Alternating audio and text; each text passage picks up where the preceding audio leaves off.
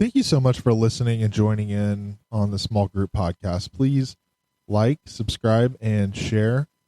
We would love for you also to send our podcast to a friend. Our goal is to grow and learn as individuals, also to be a help and encouragement to others in journeys of faith and in matters of faith as we talk with one another and learn from you. So please let us know how we can serve better.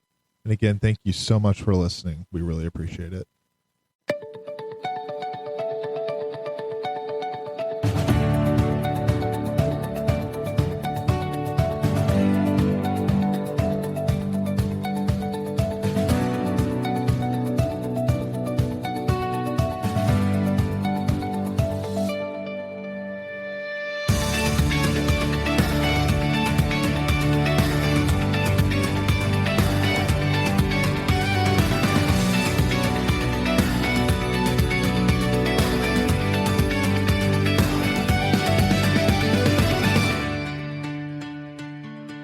There is no dark side of the moon. It's all dark.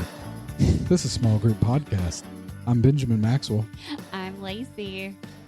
And we are so blessed to have returning with us Sir Dr. William Gladstone. We are glad in the Lord with Gladstone, as I stole that from my wife.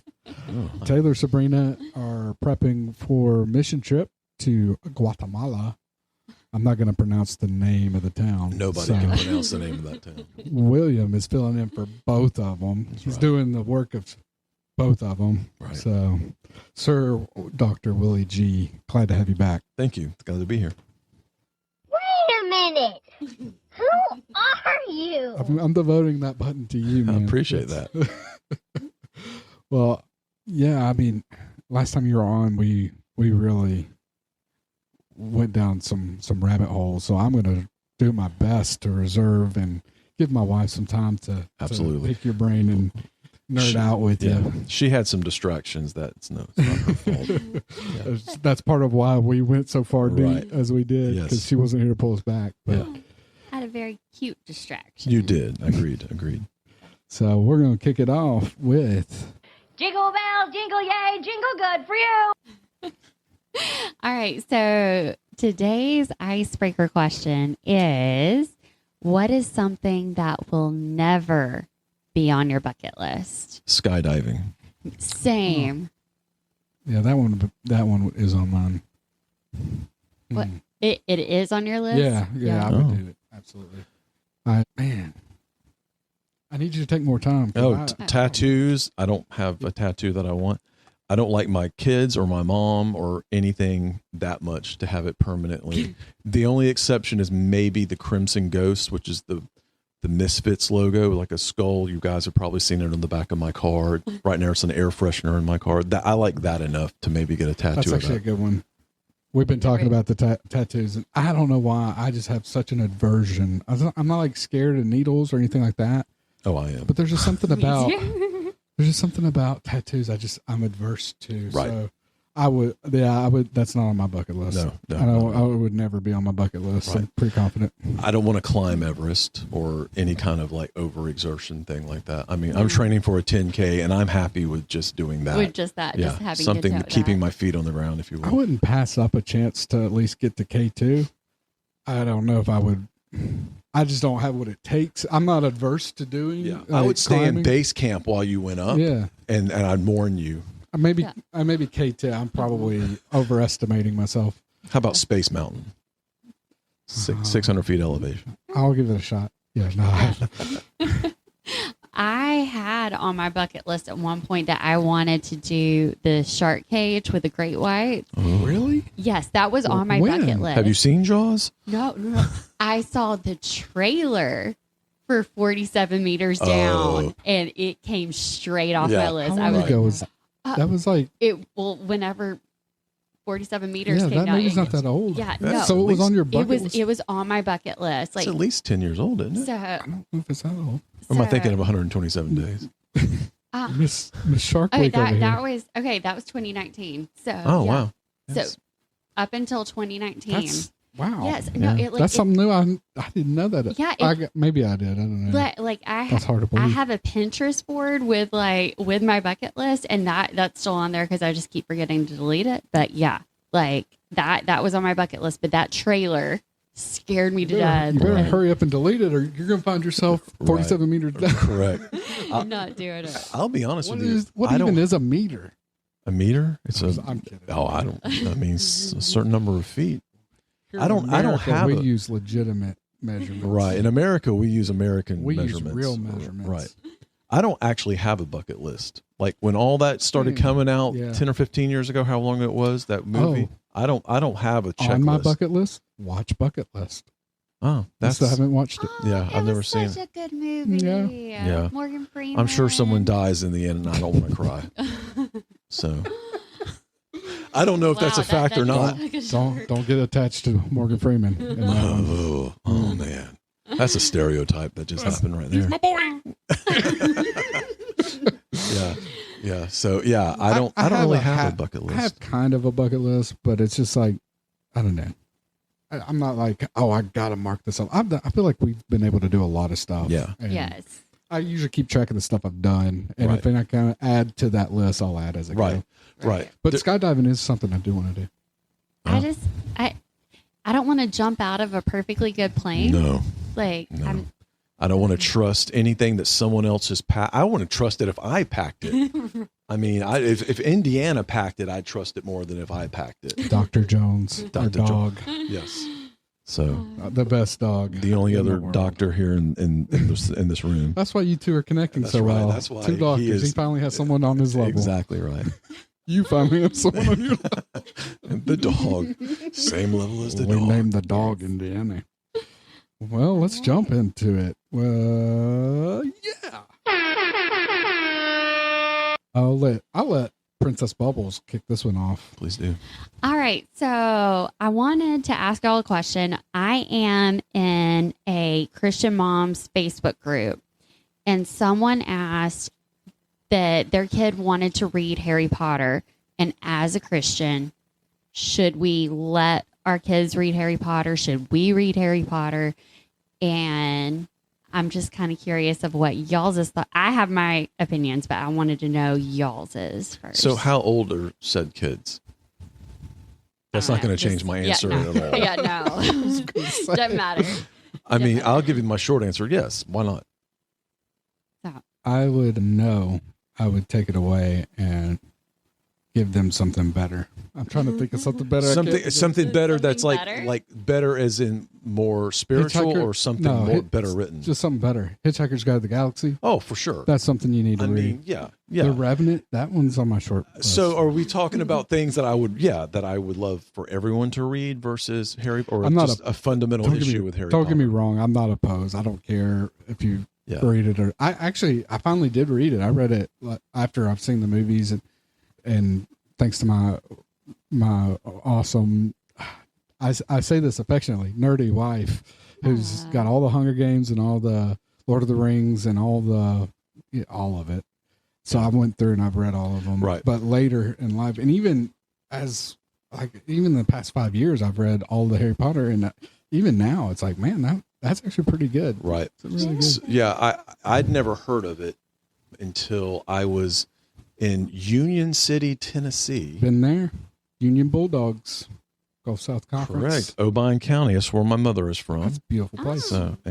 So I was visiting family there, and I was with my cousin. I was in my 20s, so she was a teenager. She was probably 16 or something like that, 15. And her nerdy little brother, who is now a physician and quite fetching or handsome or whatever it is. Anyway, this is a shout out for you, Matthew. Tell me more, Papa. Yeah. Fetching. What does that even? So he What was even is hyped that? to buy Goblet of Fire. That was the latest one that had come out. And I remember the hype around it. yeah, and she was, and I was like, I don't understand, what is all of this? And I'd never heard of it.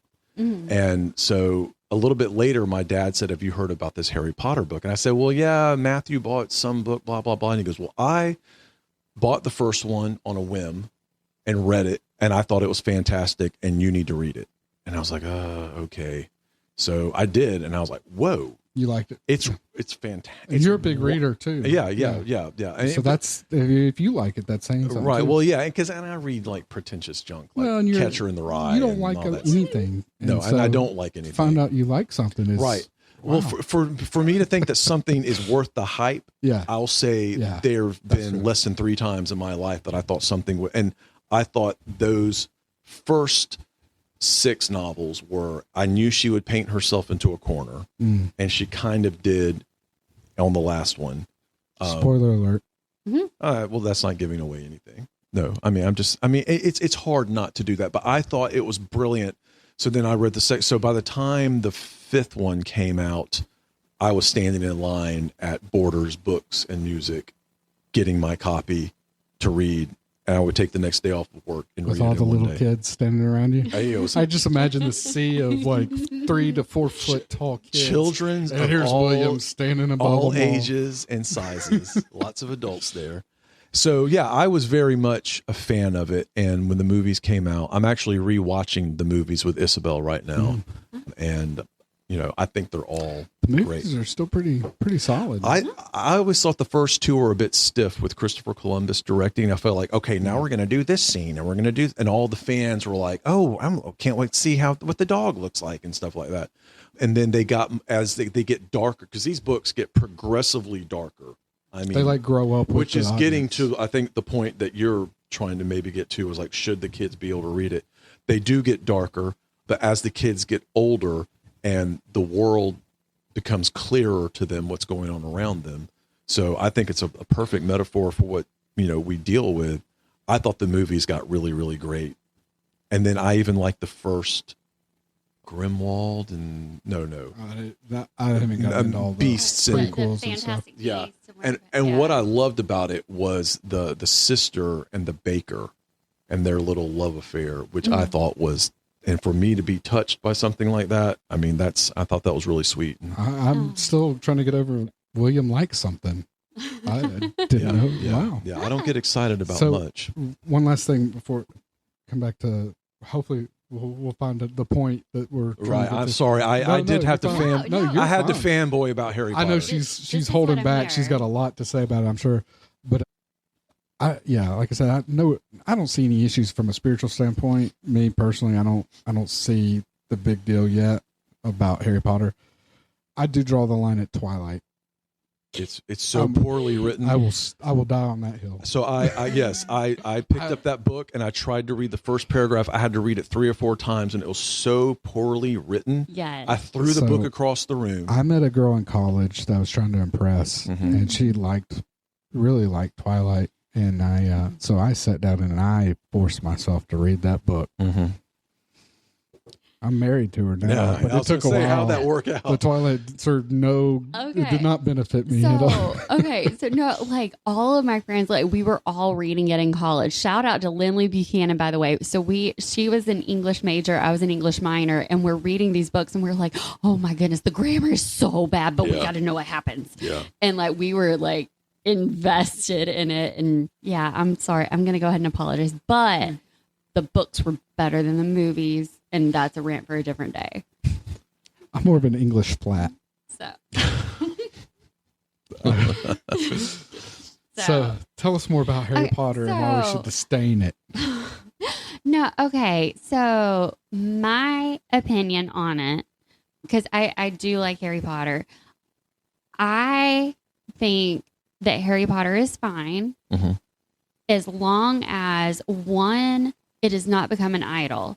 If you say, I don't have time to pray, I don't have time to read I don't have time to read my Bible, I don't have time to go to church, but I read Harry Potter this week.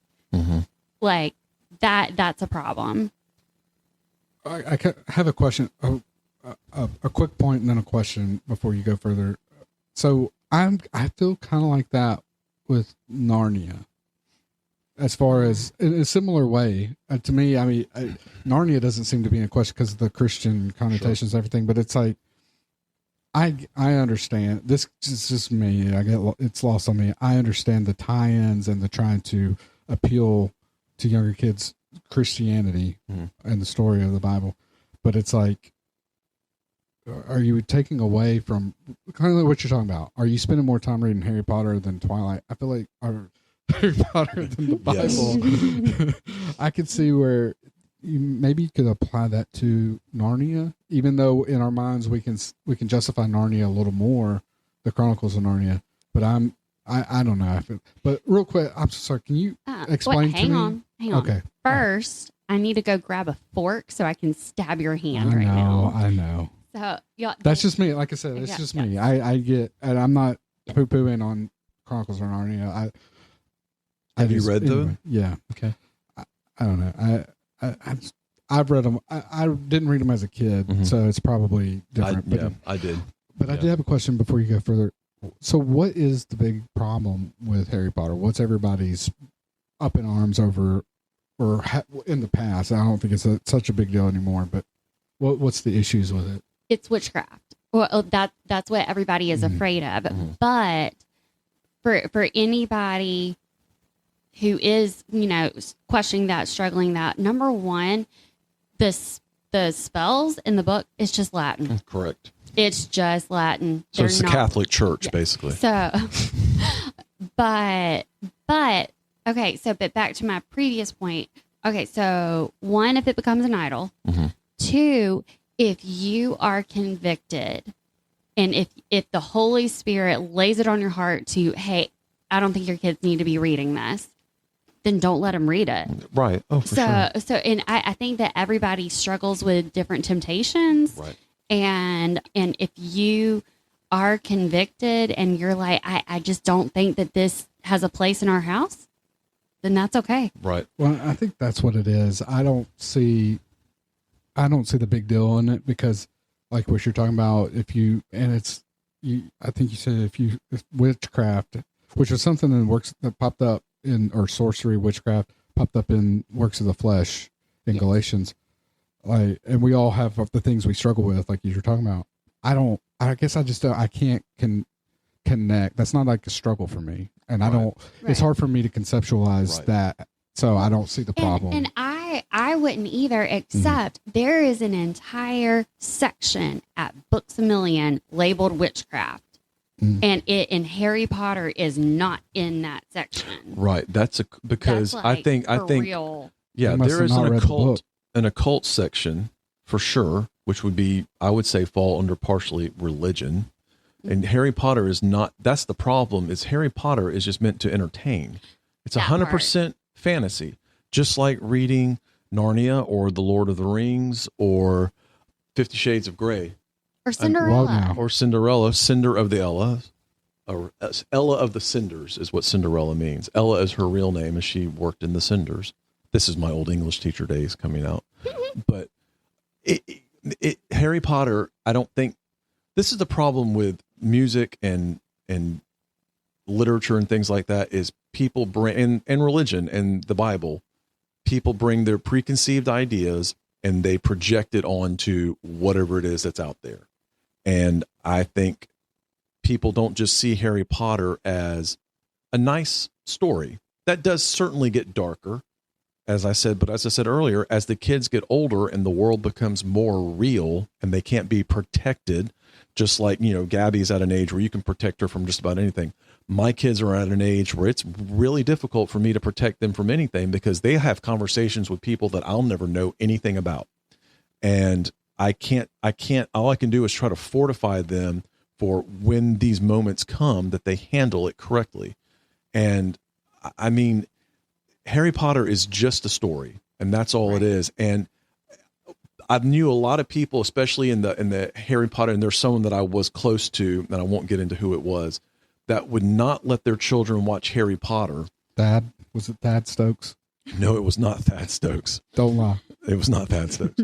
But would let their kids watch Friends, where you've got 6 people openly sleeping with whomever. I was trying to think of something like that. So, I mean, so that to me is way more of a threat to a young, impressionable teenager than some dummies in another country speaking Latin to each other and running around in the dark. Right. With centaurs and unicorns and he who shall not be named.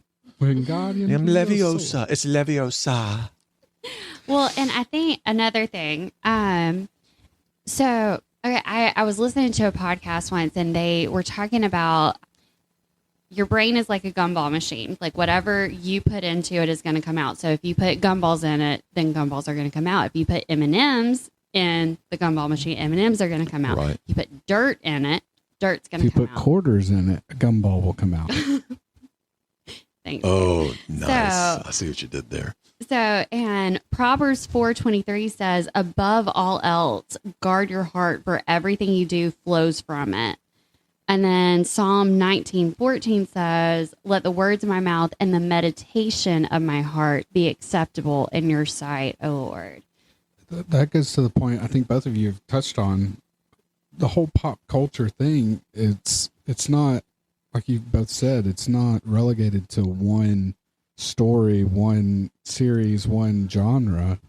It's it could be a sitcom like you talked about. Right. I mean, you have to guard your heart with everything, and not just entertainment, pop culture or music, stuff like that. It could be anything. It could be work. Yeah. It could be Anything Yeah. can take the place Sports. of your, sports especially is a big thing with people that we're going to miss church, or I'm not going to come to church today because my team lost yesterday and I want to get made fun of because LSU lost. growing up in Who cares? Alabama and watching, especially on social media now that we have, all the debates and battles are in front of everybody on online, seeing the whole back and forth over, Alabama, Auburn, it's, you see similar, so I see similarities, it can get just as heated as politics. Oh, yeah. And then also just like there's so many things to tie to as far as denominational differences too. Correct. It's like, it's just another It's just angle of something else. attack. It's just, exactly. Yeah. It's just something else to disagree about and keep us further away from each other Mhm. in a sense of harmony. I mean, Right. and it could be anything that you believe, the type of car, a Ford man versus a Chevy man. Oh, who cares? I mean, does it get you from point A to point B safely? That's Yes. the good thing about Twilight is it unifies everyone together. Right, in the its werewolves hatred. and the vampires. Everybody can agree it's garbage. Right, correct. But at the end of the Team day, Edward. but at the end of the Or day, Jacob. the good versus evil is very clear cut in Harry Potter. It's Yeah. just the means in which they are moving the story along. The magic is a plot device. Right. No one is saying go out and join a coven, Right. because a witch's coven, and we have witches covens in Panama City. They don't cast. I mean, I guess they do. I mean, I don't know what they do, but they're not doing any of the things that happen in Harry Potter. That's only during snowbird season though. Oh man, don't get me started. But I, with Harry Potter, Lord of the Rings, Stranger Things, all this kind of stuff, like, I do think it comes down to, personal conviction and personal temptation. Right. And like, if I know, I'm just going to use this as an example. If I know of somebody that struggles with a porn addiction, I'm not going to say, hey, you need to watch Game of Thrones. Correct. Because Like, there's enough sensationalism in that to make them want more. right. And yeah. and I can fast forward through it and I don't have a problem. Right. But not everybody has that. And I used this example on one of our previous episodes. If you left a bottle of vodka on our kitchen table, it would just sit there. It wouldn't tempt anybody in this household Right. except maybe Gabby. I don't know. But It would tempt her once, I'm sure. Right. but you left a whole bunch of cookies and brownies and junk food on Right. here, it would disappear. That's not going to make it till morning. Right. And so everybody has the different struggles and whatever. Now, I am going to pivot just a little bit. Pivot. Pivot. Sorry, I didn't mean to go there. Um, you just That, bash friends and we would. Yes. I've never really seen it, but I know that reference. When it comes to like any kind of exorcism movie, Okay. I'm like, run away, because that stuff's real. Oh, I Like- completely agree. I think demons are real for sure. Yeah. Well, and it says that like even the demons acknowledge that Jesus Christ is Lord. They acknowledge Jesus Christ is Lord more than I would say a lot of believers do. They are certainly believers just because they're on the other side of the fence. of warfare doesn't mean that they don't believe. Right. So, I mean, yes, 1,000,000% yes. So I would encourage anybody, like, do not watch any of those kind of movies, just because, like, don't put that kind of like fear in your head, and don't put that, like, I don't know, that's just my opinion So on that. there are go ahead. I just want to say real quick, because this is something I've been meaning to bring up on the show. It's the whole kind of underlying reason why we started the show, why we started Small Group, is to provide content, to provide something wholesome and good and pure to think on. I'm drawing a blank of what scripture that is, but think on these things, whatever's good, whatever's pure, whatever's wholesome. Philippians 4. There That's it where is. all the Thank good you. stuff is. Yeah, and so think on those things, and so that was part of what this show was supposed, was why it was created, is to just put something out there that you can listen to, that hopefully will stir up good works, will stir up some deeper thoughts, and some things worth focusing on. I was going to tie that back into something you just said, and I lost it. Okay, well, I'm just going to say one more thing. Oh, sorry. Let me just wrap that thought up real quick, because that's the purpose, is, and that's something to remember, is where, like, exactly what you're talking about. Where your heart is, or where your mind is, that's where your heart is, kind of thing. That's something I just wanted to emphasize. That's something to remember. To check your thoughts, and what are you thinking on? Find things worth thinking and focusing on. Right. And then my last point is, let's talk about passion. Before we started this episode, the three of us got into a really heated discussion over which Star Wars movie was the worst. And All of them.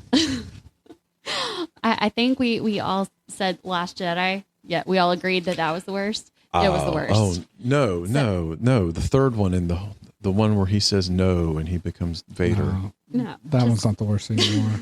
Used to be the worst. I don't know. I mean, boy. And we just made my point. Okay. So we have so much passion talking about which Star Wars movie is the best, which one is the worst, whatever.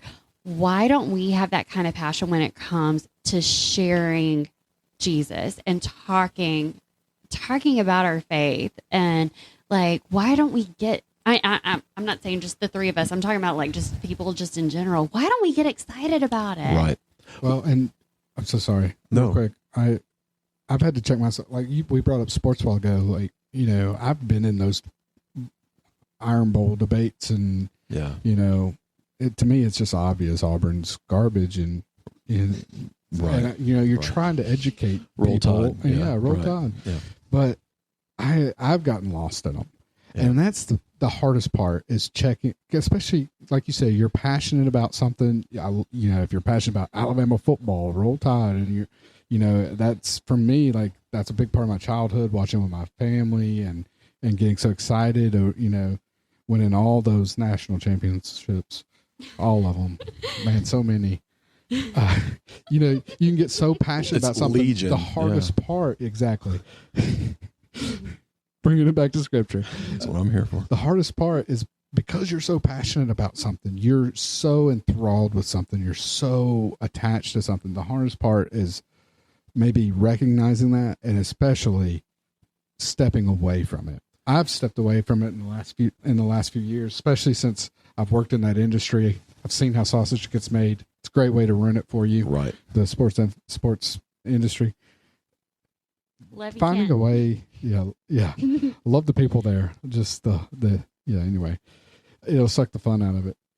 But recognizing, one, two, taking an intentional step to not get drawn into it. You can still enjoy it. I still like to watch football. I love the strategy and all of it, but I'm not as big, like, die hard as I once was.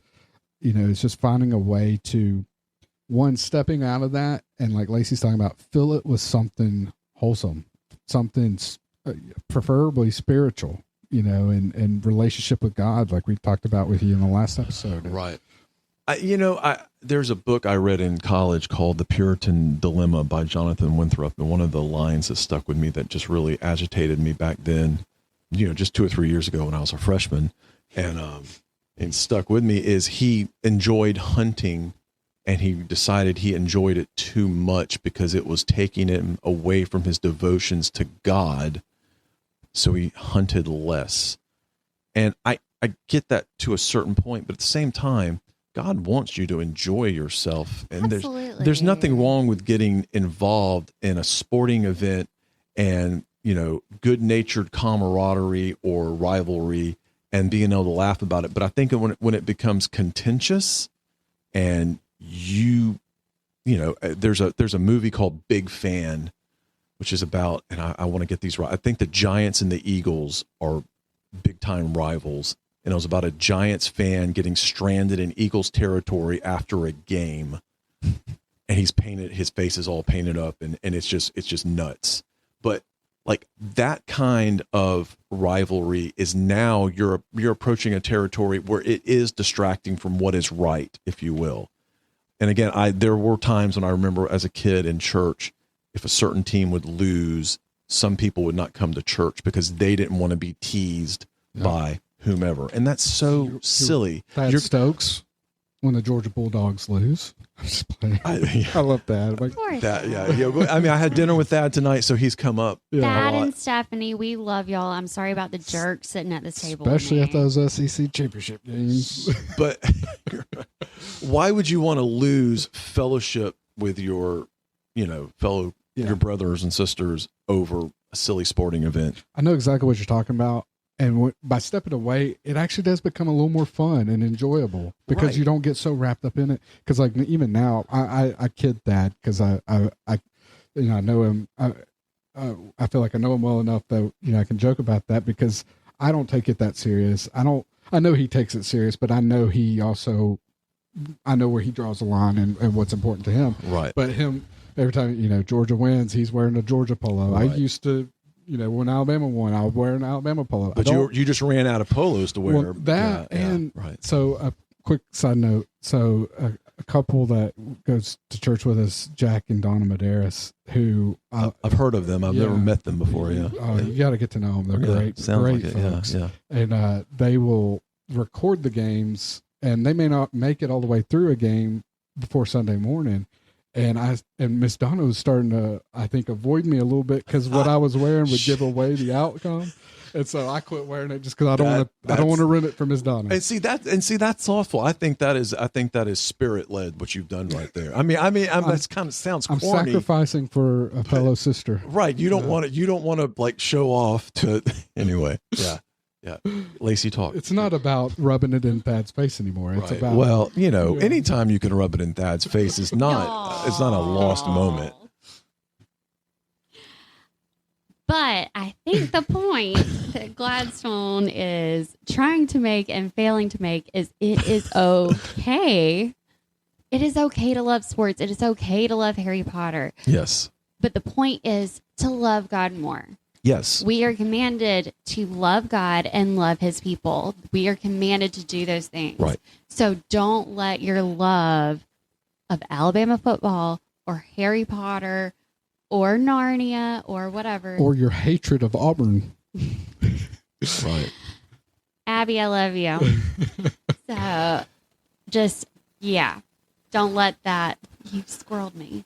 I'm so sorry. But anything your love of making money or your love of mowing the lawn or anything that can become a distraction. Can be an idol. Yeah. To Lacey's point. Yes. Idolatry is television movies is such a great example because we can all get wrapped up in that. But doom scrolling on Instagram and YouTube and that when those things become, I think Lacey's brought this up before. It's like, if I got some free time and I'm doom scrolling and stuff like I do that sometimes because I notice I can check out my brain will turn off and I'll doom scroll. If I'm upset about something at work, I can find something to distract me. Yeah. But it goes back to, and I'm going to read it. So just to kind of touch some scripture into this too, but it goes back to Philippians 4 you're doing that, whether you're checking out or you're putting your thoughts somewhere else in like heated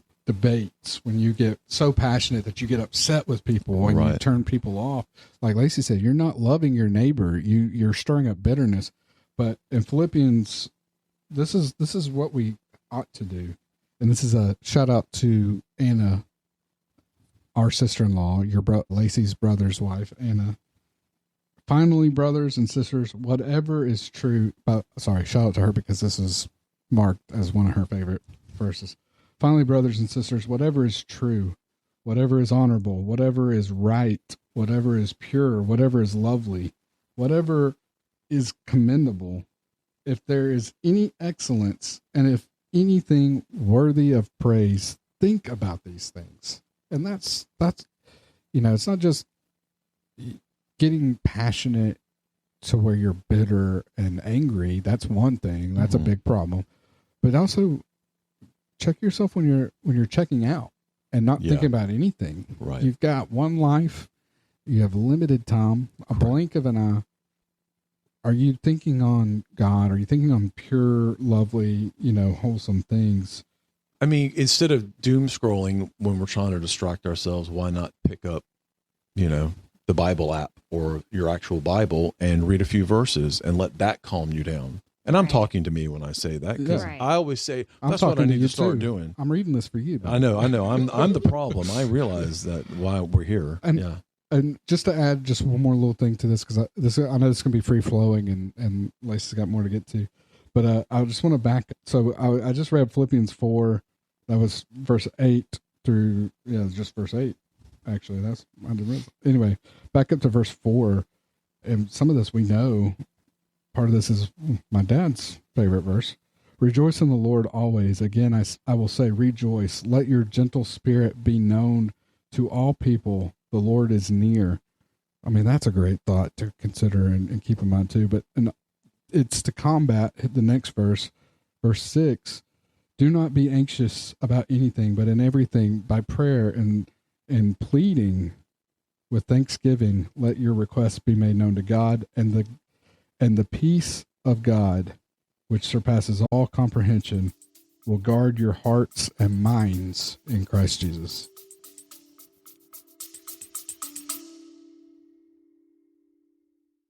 Have any questions or any topics you would like us to discuss, or just have comments about anything we discuss here at Small Group? Then please email us at goat.bear.lobster@gmail.com.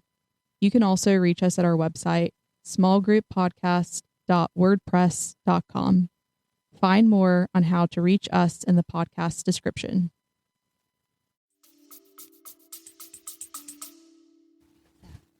I like it. Well, and I'm just going to read one more verse. Romans 12:2 is, do not conform to the pattern of this world, but be transformed by the renewing of your mind.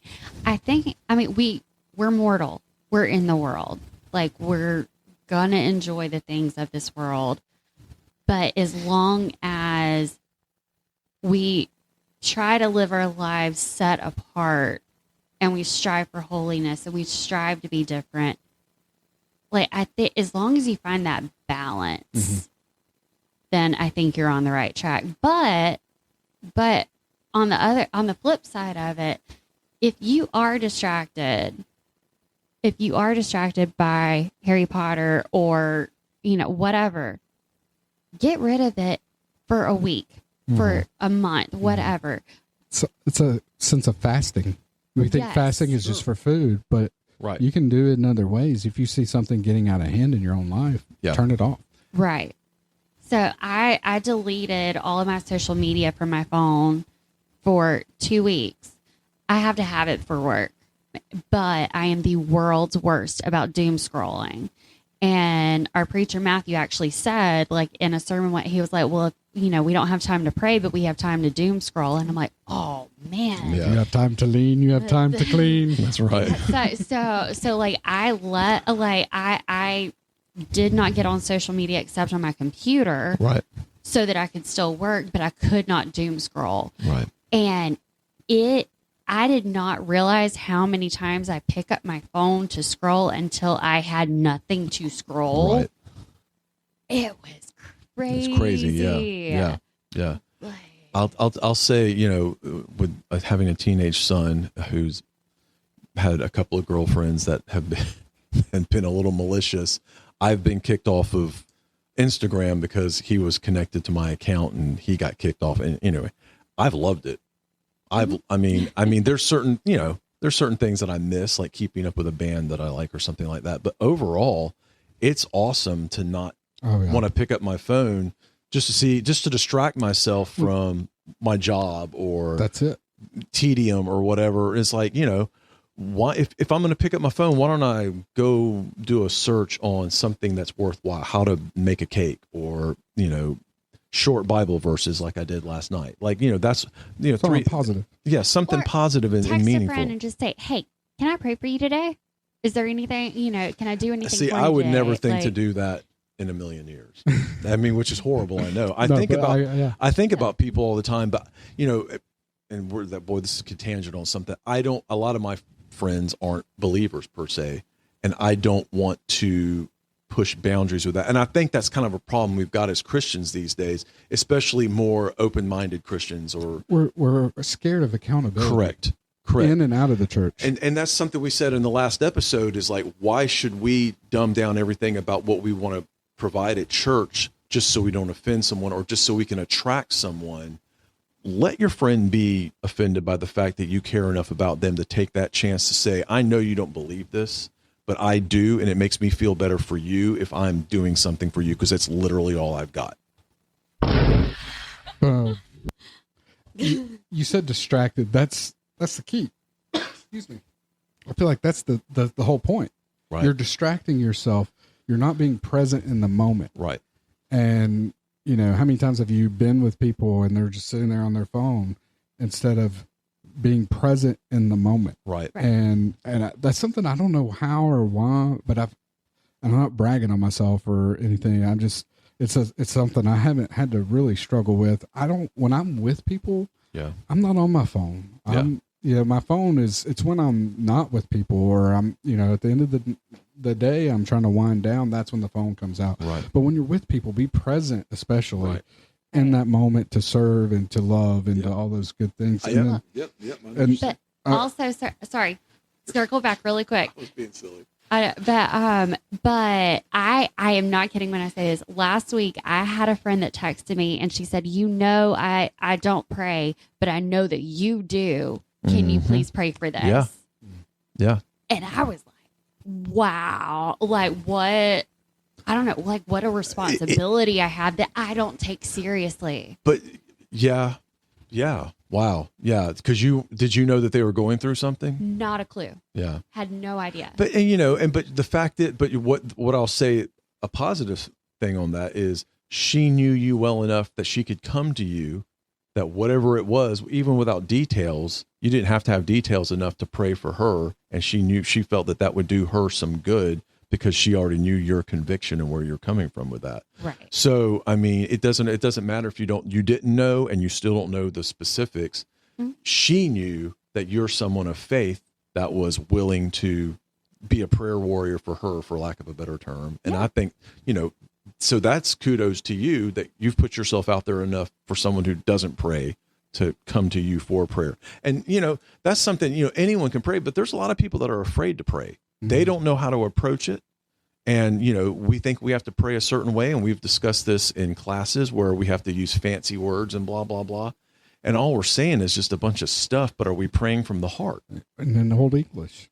That's and Jesus thou, English, yeah. correct. Yeah. The words of Jesus. Right. I'll add one last point to this is that, I think we got to start with what we talked about, right? Is the idolatry is what are you prioritizing? Are you prioritizing anything before God and your neighbor?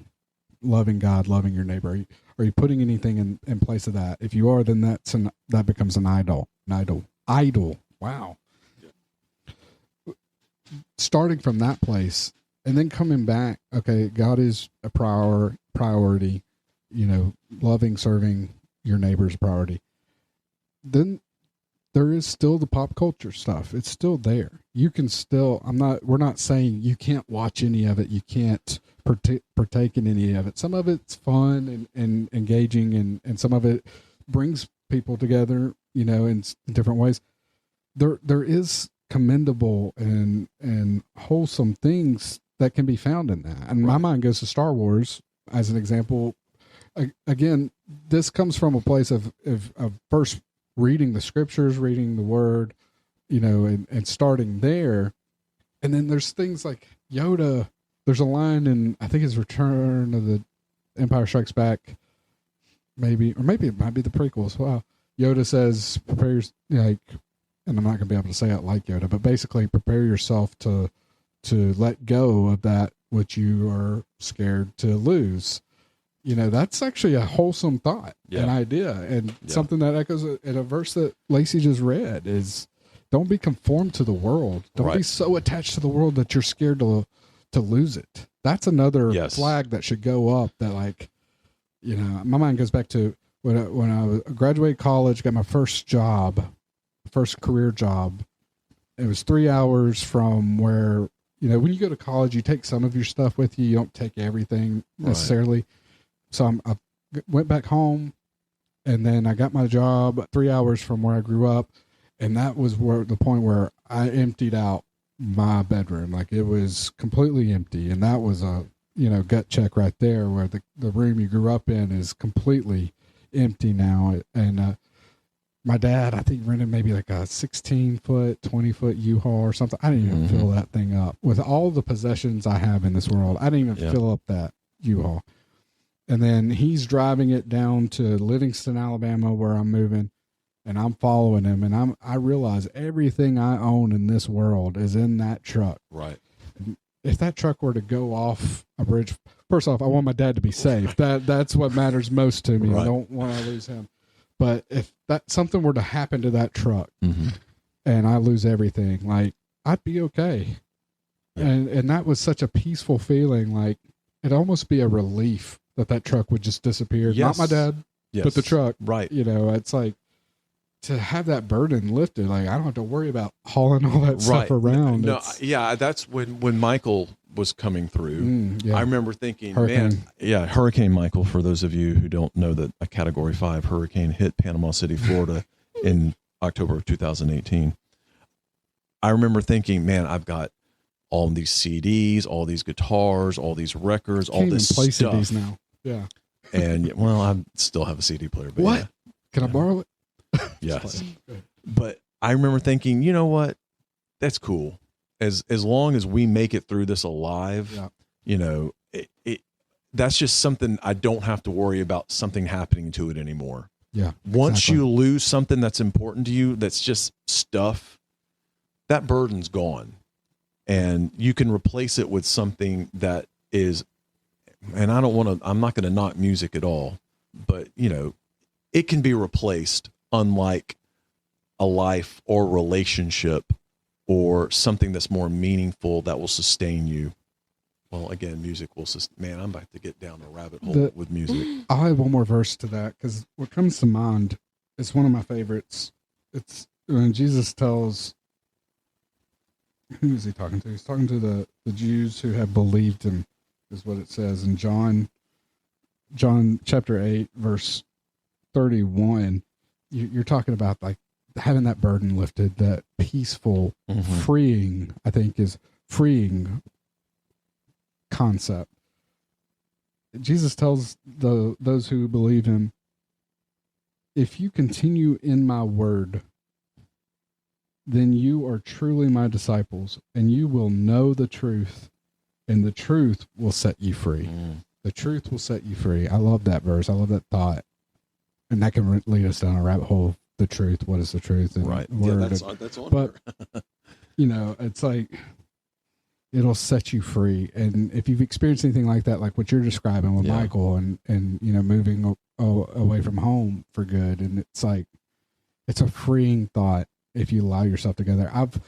You and I work in the same industry, and we dealt with people who just could not deal with their home being gone. I get, like, losing my home to a fire, losing to like a hurricane or whatever, it would be a gut check. It would be difficult. Right. It's finality, and you've got to decide how you're going to handle it. Right. And I remember when the Watsons lost their house, Megan was just like, Mike was just like, yeah, Exactly. and they weren't thrilled about it, but they weren't like, well, it's over now. I guess we just go lay down in the cemetery and wait. And it kind of goes back to the Yoda thought. It's like you prepare yourself. And I think that can be very important as far as like preparing yourself for that. So when it does happen, you can deal a little better with it. If you just walk around like it's never going to happen, all of this is going to be mine forever, it's going to stay the same forever, it's a delusion. Right. And because one way or another, this world is going to pass away. Right. All the home, the material stuff, it's going to pass away. Right. If it may not be a fire, it may not be a hurricane, but one way or another, it will pass away, and you're going to have to deal with that. Right. So if you prepare yourself earlier, I think it helps. I think that's one of the continuous blessings that we often overlook. People get frustrated with, well, I'm a good person. Why am I not more successful or more this or more that? What you're being given is the ability to cope with something bad that happens unexpectedly or in whatever way. When you lose that thing that you do have that's good, you're able to have strength to get through it and come out the other side stronger for it. And, that's the greatest success there is, because how many people have lost something they maybe didn't have faith and it broke them as a person, and now they're no longer who they were. Mm-hmm. I think that's the one thing, and I know I'm really bad about forgetting the fact that, my father passed away. It was really, really difficult, but, I didn't stop surviving as a person. I had my responsibilities and I still kept moving with them. I do know of people that when that happened to them, they just shut down for a while. And when they decided to come back or were able to come back, the world had moved on without them, and relationships had as well.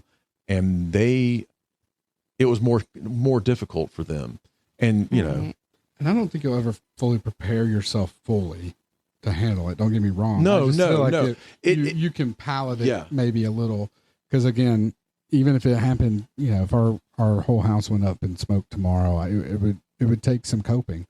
But coming from at least I've already, kind of already laid that foundation of thought, of dealing with it when it's gone, because that stuff does not define me. I think that's a key part. Is that's not my identity. My identity is in Christ. Right. Will never pass away. Right. When Michael happened, we went to my parents, and we were in such a hurry. All I took with us was my wedding dress and my dog. Mm-hmm. And when we got to Alabama, all I could think about was I had a set of my grandmother's salt and pepper shakers. Mm-hmm. And I was like, can we go back and get those salt and pepper shakers? And that was all that I was worried about. I was like, she left me behind. She didn't think about that. Right. He was sitting there and you're holding the salt and pepper shakers. Like, what about? But it was just like, because it didn't dawn on me to get the birth certificates or the important stuff, and all I was worried about were those were the salt and pepper shakers. Point of fact, it was Star Wars Episode 3, Revenge of the Sith, that Yoda told Anakin. Nerd. So. Yeah. I bet you watch Harry Potter too. Yeah, and Hunger Games. All right, now let's get into Narnia. Listen. I read The Lion, the Witch, and the Wardrobe for the first time when I was in 3rd grade. Mm-hmm. And I also read The Magician's Nephew. The Lion, the Witch, and the Wardrobe is my all-time favorite book. Mm-hmm. I have read it, I'm not even exaggerating, over 20 times. Did you read it in chronological order or release order? I've done both. Okay. So, I've read it in reverse order, backwards. Whoa. So, there's a lot of surprising messages. I bet there are. Backmasking. Yeah. Well, and Paul's not dead. Paul is dead. Paul is dead. Yeah. But I've read the books to Gabby. Mm-hmm. I have not read The Last Battle to Gabby yet. Just that one's actually a struggle for me. Susan. That's where the struggle is with I do Susan. remember that part. Yeah. I still. okay, if anybody wants to nerd out with us on about the whole Susan thing, please. 'Cause Yeah. I'm still I need C.S. Lewis to I need to have a conversation. That's with the him. reality of it, though. It doesn't matter what you've been brought up with. You make your own decisions. It doesn't matter if those around you are walking the walk. If you decide to go your own path and it's not of belief, then that's what happens. Right. Now, what does that mean ultimately? Because if you take the great divorce, well, it does. That's what the great divorce is all about, heaven and hell. And these people are choosing to whatever their hangups are. It's like, oh, I don't want to go to heaven because Thad Stokes is there, and I don't like Thad Stokes. You know, Thad Stokes is a Georgia Bulldog. Ain't no way. that's right. Right. I love that. That was a horrible example. I would like to. You want to go hang out with Stephanie, or you want to go hang out with Thad? Right. Stephanie and Thad, I adore y'all, and I apologize for the two guys. Why do they keep coming But- up? I don't know. I don't. Easy, So- low hanging fruit. We have to have them on the show now, just because we've mentioned them too many times. Yeah. But right around that time, do you remember the cartoon, The Lion, the Witch, and the Wardrobe? Oh, sure. It came out So- when I was. It's older than me. I Yeah, think. no, it's it's ancient. So Yeah. yeah. Sorry. It's fair. Yeah. But I was obsessed with the cartoon. Mhm. That was the one. You know, every kid has the cartoon that they'll watch over and Sure. over again. That was mine, and my mom did not understand. Right. Like, what is it? And so she finally sat down and watched it with me, and she went, oh, Aslan is Jesus. You're right. Yes. You're and like even as a third grader, I was like, yeah, Right. duh. Yeah. So yes, my argument for Narnia is we're gonna read stuff other than the Bible. It's gonna happen. At least Narnia does point back to Jesus. At least it does have those tie-ins, but it also it's really, I don't know. I identified with Lucy so much growing up. mhm. And then as I got older, I was like, wow, I am such an Edmund sometimes where it's Right. like, well, you know, yeah, I'm going to mess up when there's food involved. Right. So, Unless it's which- Turkish delight. Oh, the war. I tried that because of that. The worst. Yeah. It's like, Same. are you kidding? Satan has no power over me. Now. Right. It's like if anything came from Yes. Satan, it's Turkish delight. That's a fact. That, by the way, that point you just made, that makes sense to me. I get that. I respect it. I'm not poo-pooing Narnia, you know, in of itself. I'm just saying from my thought process, my personality, it doesn't connect with me. But I'm not saying that it's bad or negative for people to read it or to promote it or anything like that. But that point you made, that you're going to read something Well, else. yeah, You know, and why not read something wholesome? the idea is I mean, I read Narnia in 4th grade, and when it first came out? Yes, absolutely. 1954. And it was part of a book club. You could order books, you know, and it came in the whole set. And I still have it. It's in my room. And I read the second book. And then I think I read Voyage of the Dawn Treader. And my parents and I went to Maine for a vacation. We were up in Maine for like a month. And I knew the next book did not have any of the 4 kids. And I remember walking down a road with my father and bawling my eyes out because these kids that I grew up with basically were not going to be in, well, I can't remember what the 4th one is called. Oh, the Silver Chair. Yeah. Yeah. But, you know, and he was like, well, you know, that's someone else's adventure now. So you're going to, That's you how know. I feel about The Last Jedi. Or the last, Leave. Rise of Skywalker. Leave. Just go away. just- But yeah, I mean, I can remember being at an elder's house, the Aubrey Teal and Leah Teal. They were elders when I was a kid, and sitting on the floor of the living room, and she was saying, well, tell me about The Lion, the Witch, and the Wardrobe. And so I started telling her the story, and I realized, I said, oh, and Aslan's Jesus, and blah, blah. And my dad was like, well, he's not as dumb as he looks. I'm like, cool. Everyone wants to know why I'm the way I am. But I've read it. I've probably read them, and I haven't read them. And Matthew and I keep saying we're going to read them together. And we might need you to help us do that because we're both always reading, but I don't even know what I'm reading. The King in Yellow, I think, is what I'm reading right now. But I think I should read that now as an adult because that is a kid's book, but there's also Out of the Silent Planet, which is a science fiction C.S. Lewis trilogy. Never even heard of that one. Yeah, it's Paralandria, Out of the Silent Planet, Paralandria, and That Hideous Strength are the trilogy, his sci-fi trilogy, but also have biblical overtones, undertones, however you want to put it. But because it's a children's thing, yeah, it's easier for Narnia to be, sent to the kids and stuff like that. And I love the first one. I never saw the live action one until pretty recently. It's okay. It's okay. And there's a second one that comes after it, right? Did they do Prince Caspian? Yeah, they did Caspian and they did Voyage of the Dawn Treader. Okay. So yeah, there's those three. I mean, this release a whole series, I think. Yeah, I think they're going to this is the thing, though, is like we want kids to read, and this goes back to Harry Potter or even manga. Is that what it's called? Yeah, manga. I mean, if they're not, I'd rather them read something than nothing. Mm-hmm. And that's why Harry Potter was part of curriculum in upper elementary schools, is because it's still getting kids to read. When I first started reading, it was like Dungeons and Dragons books when I was in middle school.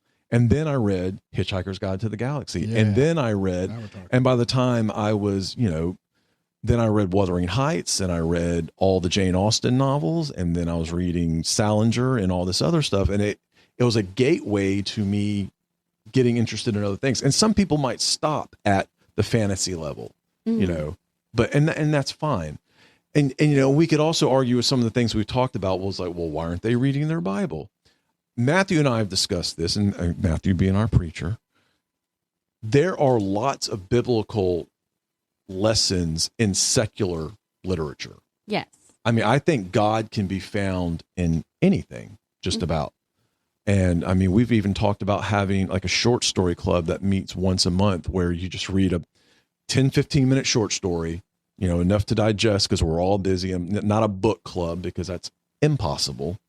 And enough for that everyone should have read it, and we come in and discuss it. And then we also discuss like the biblical implications as well. No, I fully agree, and I'm with you on all that 100%. I would just add too that yes, God shows up in some quote unquote secular works or mainstream works, whatever, but you still have to read the word to know that that's God. Agreed. And I think that's a key point to right. If you don't realize you're reading something that's of God, if you don't never read know the Bible and you can't connect Aslan to Jesus, then what difference does it make? Yes, it would have just been a talking lion that saves the world, and I have no idea that the emperor over the sea is God the Father. Right. Right. But I think as a kid, I think it was easier for me to understand that Aslan died for Edmund. It was easier for me to grasp that concept that than Jesus died for me.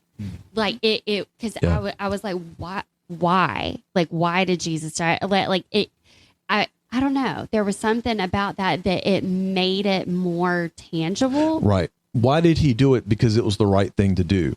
But why was it the right thing to do? That doesn't matter.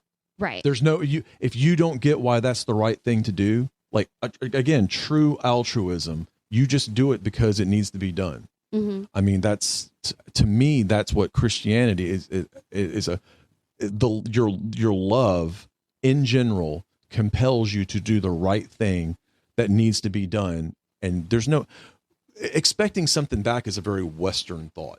Mm-hmm. It's like, I'm going to do this good thing, but I, want some brownie point. I want, a little ruby up in my crown in heaven for doing that. And I make jokes about that all the time, and I don't mean that in the slightest. I mean, will be pleased if I make it to heaven. Right. And I don't care what my role is there because it'll be a functional purpose that's useful in the whole thing. And really that's the thing is we've got as people, in Christians, we've got to find what our role is. And it doesn't have to be the big flashy role up there in front of the church, using big words and impressing people and all that. If we're just like sweeping the floors metaphorically, that's good enough because it's all part of the compulsory acts that we do through our faith. Absolutely. Absolutely. There's a story, I don't know if it's true or not, of JFK visiting NASA. Yeah. And he was talking to a janitor and he said, well, what do you do? And he said, well, sir, I'm trying to put a man on the moon. And he was quote unquote just a janitor, but no, like somebody had to do that job. Someone's got to clean up the filth, or they're all going to, how are they going to get anything done if they're drowning in their own trash? Right. And so all of us do have that role to play. Right. And see, that gets me on my tangent of like class struggle and things like that. These quote unquote menial jobs that people have. Why is a custodian paid so little when you would be, working in your own filth if they weren't willing to come in and clean it up for you? Right. Why can't they make $100,000 a year? Why does it have to be a doctor, lawyer? Especially lawyers It calls to mind, I'm going to butcher it. I'm trying to think of the verb. Like some of you're all part of the body of Christ or the kingdom of heaven.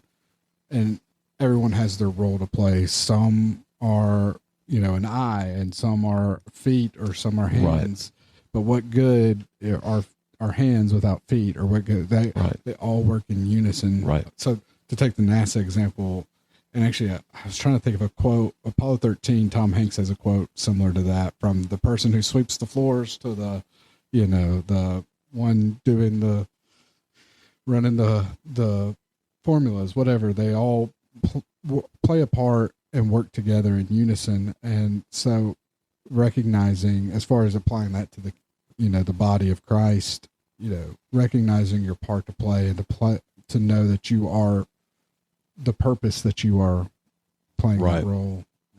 And sometimes that's my struggle, is like, what is my purpose in the kingdom? And at the end of the day, I think what I just want to do is, wherever something is needed to be done, just let me know and I'll do what I can. Right. I mean, and the verses that you were referring to was 1 Corinthians 12. Just as a body, though, has many parts, but all its many parts form one body, so it is with Christ. Now, if the foot should say, because I am not a hand, I do not belong to the body, it would not for that reason stop being the part of the body. Right. So, and it keeps on going from there. I mean, without the foot, how can you get to where the hands need to be in order to serve? I mean, you've got all of that. If you're without the eyes, how can you see what needs to be done or hear what needs to be done? It's all integral. So. Absolutely. Absolutely. So very pro Narnia. Oh, and also one more thing. I've read Mere Christianity. I've read the Screw Tape Letters. Like, C.S. Lewis is amazing. Yeah. His writing is so dense and so powerful that it's like, it takes me forever to get through a book. Right. Because I end up reading the same sentence 18 times. Right. I mean, when we're at the silent retreat, I was reading Mere Christianity. I was like, let me read that again, because I'm not, and that one is one of the more straightforward ones as well. The Abolition of Man is like, I've never finished it because I can't understand the first page. I'll try it now that I'm pushing 100, but. Well, you mentioned silent retreat. That was something I meant to start with. I wanted you guys to kind of talk about that a little bit. What you both participated in, kind of explain what it was. I think that neither one of us realized how much we needed it. Yeah. Until we got there. Yeah. And I also think that both of us did it just to see if we could stay quiet. Yeah. For that long. I mean, I did it, as I said, out of spite, to prove to my mother that I could, and I made her pay for it. The Christian way. Yeah. Right. And yeah, it was the most difficult part. Well, it wasn't difficult, to be honest. Mm-mm. We would write each other notes.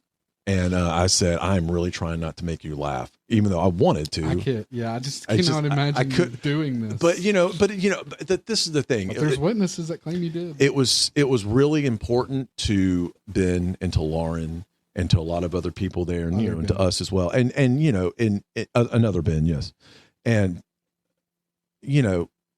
someone else's need supersedes whatever your joke is. Or whatever you think. I mean, depends on how good the joke is. That is true, and I didn't come up with one that was worth exactly. I mean, The only time any of us spoke is you said 2 words, and it was very much warranted. And it was when it's the 2 of us and Taylor and Sabrina were out we had claimed the upper deck, and we heard this dong, and a hummingbird had stuck into the screen. And Lacey goes, "Oh no." And we're like, I have no idea what we're going to do here. And then all of a sudden it pulls out and zoom, it took off. And I was like, okay, crisis solved. But it was a really good time. It was weird, like just going to the restroom. It's like, oh man, everyone's really quiet. They're going to know I'm going, okay, how am I going to handle this? And then it was time for lunch, and Taylor and I were like, we were eating chips. How do we be quiet? We were all eating chips on the back deck, and we're trying so hard not to laugh because you cannot quietly eat a bag of chips. Right. There is no way. Right. Yeah, and it was just a lot of, you'd hear things going on, and I heard some big splashing. I looked up and was like, I think Sabrina heard that flood. And I wrote that down in my notes. Sabrina heard the big splash. She doesn't know what it is either. It's cool. But, I was part of it. I had not slept in several days going on that. So I was a little, and that was partly, whatever. I'm tired right now. That was a good thing because all the things that would normally distract me were kind of deadened, and I was able to just focus on my books and the Bible, and I would just do random verses and then the things I was writing down. And it was very cathartic to just get a lot of stuff out. And I enjoyed that. And everyone had a very positive experience with it. Most people were warm, fuzzy, feely. Mine was a little bit more on the darker side. And I didn't get into that too much, but it was good to know that, some of the things that I'll just say concerned about in the world, I felt convicted to, like, I'm on the right path, maybe just approach it with a little bit less angst. So, but Lacey had some super positive stuff, and let's focus on that right now. It was, I don't know. I loved it so much because, like, as a mom with a busy toddler, I don't get that much time to sit down with my Bible and my journal and my books and, like, just be able to spend time with the Lord and to, like, we were watching the birds. Like, we don't take time for that. We're way too busy for that. And, like, we had our phones in the kitchen. Yeah. I looked at it once and only once, and it was because I wanted to Google. I read a verse, and it said something about an ostrich and a jackal. And I was like, is a jackal, is that a rabbit? Is that a fox? Like, I needed to know what a jackal was. Oh, what a jackal was is a canine type dog. Yeah, it's wild. Yeah. Like a hyena, kind of. Yeah, I had no idea what that was. Yeah. So that was the one time that I looked at my phone the whole day. I just needed to know what that was. Right. But no, I had Adam Turnipseed sent me Isaiah 43:18 through 21, and it's kind of lengthy, so I'm not going to read the whole thing, but it does say, I will make a road in the wilderness and rivers in the desert. And it was basically, in that moment, what I got from it was God will provide always. And so even when I feel like I'm in the desert, which I feel like we're in kind of that season right now, I'm like, God will provide. He will make that river in the desert when we need it. Right. And that was the verse that had, those were the verses that had the ostrich and the jackal in it. So, but yes, so thank you, Adam, for sending that to me at the perfect time. Miss Jerry Rogers sent me Philippians 4, which has all the good things. So thank you. But then Ben, your mom, sent me one of my favorite verses, and I've read it already, but it's Psalm 19:14. May the words of my mouth and the meditations of my heart be acceptable in your sight. And with the silent retreat, and Ben Harrison and Lauren Morgan, I love y'all so much for doing this. And can we please do this like every other weekend for the rest of our lives, because it was wonderful. But I didn't just read it. I read it multiple times. I wrote it down. I sat with it for a while. I prayed over it, like, Lord, what do you want me to glean from this? And to have that kind of time was such a gift. Yeah.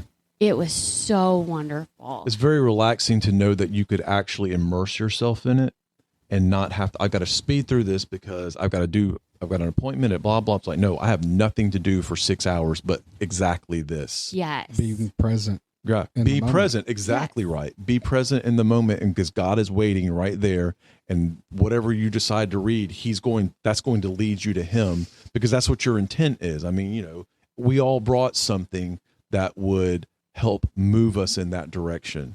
And everyone had was different, and we all still got there. So that actually, I wanted to kind of, as we wrap this up, end on a verse. Actually, this is going to be kind of a little lengthier, but it's all good. And it goes off exactly what you were talking about just now. Ephesians 5, start in verse 6, and just kind of bear with me on this one. See that no one deceives you with empty words, for because of these things the wrath of God comes upon the sons of disobedience. Therefore do not become partners with them. For you were once darkness, but now you are light in the Lord. Walk as children of the light, for the fruit of the light consists of all goodness, righteousness, and truth. As you try to learn what is pleasing to the Lord, do not participate in the useless deeds of darkness, but instead even expose them. For it is disgraceful even to speak of the things which are done by them in secret. But all things become visible when they are exposed to the light. For everything that becomes visible is light.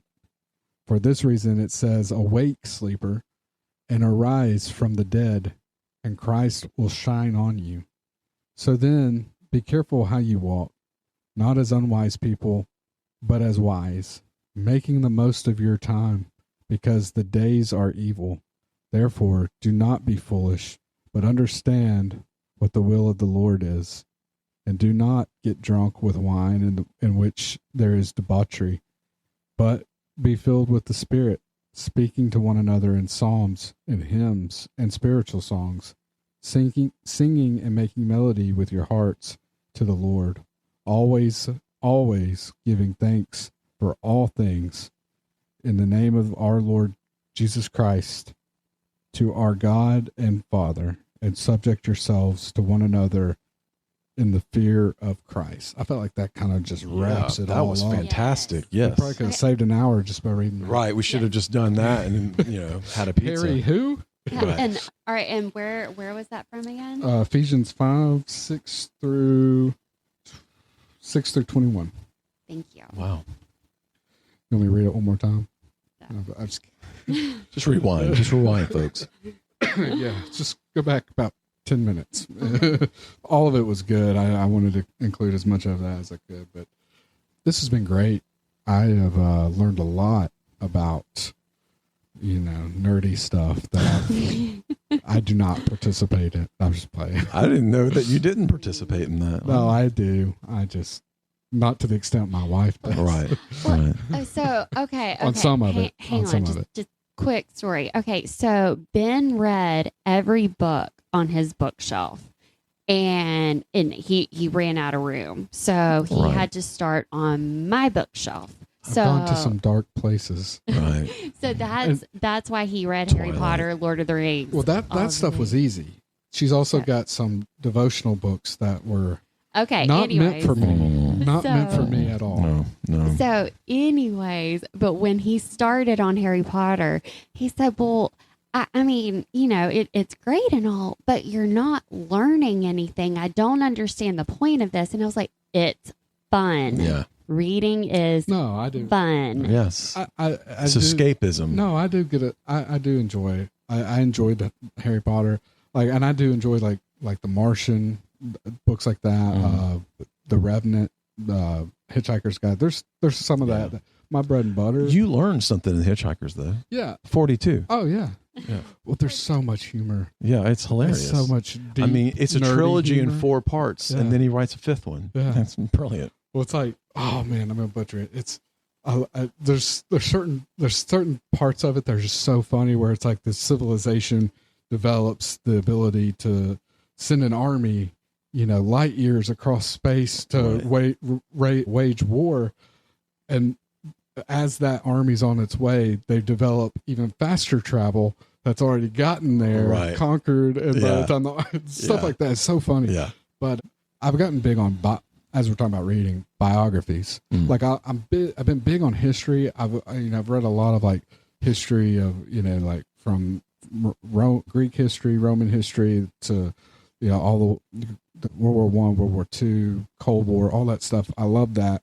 But I've in the last several years I've gotten into biographies, and I learned because it just reading biographies of individuals and seeing their ups and downs. I've gotten so much out of just learning from their personality. Like when you dive deep, I'm reading Ron Chernow's Mark Twain book right now. Right. And when you dig so deep into people, I got so much out of Einstein and John Adams, and just getting to know these people. Their names, you kind of know who they are. Sure. You read their personalities, their thoughts, their writings, and you really, and those books are so thick. You really live that in their shoes for a little while. And I don't know. I've gotten to where I'm big on biographies. I get so much out of that. Right. And it's just that's kind of where I've been. But I'm not against all the fun stuff. Right. Yeah. Right. Yeah. The darkness. No. Gladstone, we're glad Willie you're G. here. Yeah. I think. Wait a minute. Who are you? This has been fun, guys. Honestly, thanks. I've had a blast. Yeah. I've had to step back and try to give my wife some time because you and I have gone. Yes, we have. So far off the deep end, but it's been great. And I can't say thank you enough. We got to have you back. Yeah, we got so much more to talk about. Absolutely. Just love hearing your thoughts on stuff. And thank you. And I apologize to all the Narnia fans out there. I hope I did not, create a whole army against me now. Yeah, the revolt starts Tuesday, guys. Welcome to the revolution. Right. Anyway, we appreciate all of you guys joining in and coming back and just being part of us, our group and our family. And, just reach out to us. All the information's in the description of the podcast. Comment, rate, and send to a friend. And until next time, guys.